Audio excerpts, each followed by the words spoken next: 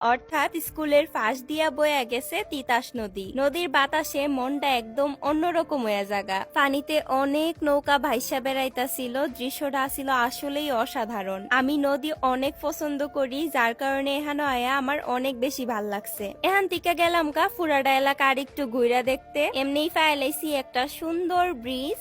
আমি আর আমার ভাবি মিললে এখানে অনেকগুলা ছবি তুলছি এবং শেষ দিকে আবারও বৃষ্টি নামছিল। বৃষ্টিতে ভিজা কিছুক্ষণ উপভোগ করলাম বৃষ্টি বিলাস। আলহামদুলিল্লাহ এখানকার মানুষের দিকে আমি প্রচুর ভালোবাসা পাইছি। সবাই এত আন্তরিক আসিল, মনে হইতাছিল আপন জনের মাঝেই আছি। তবে স্কুলের কিছু বাচ্চারা বড় ছোট মানে না, অনেক বাচ্চারা অনেক বাজে আচরণ করছে, যেটা আসলে বড় বোন হিসাবে মান্না নেওয়ার মতো না। ওই বাচ্চাগুলোর উদ্দেশ্যে আমি খালি একটা কথাই কমু, মেহমান যদি খারাপ হয়ে থাকে তাও মেহমানের সাথে খারাপ আচরণ করতে নাই। আমি যেহেতু তোমরা এলাকাতে ঘুরতে গেছি, তার মানে আমি তোমরা এলাকার মেহমান।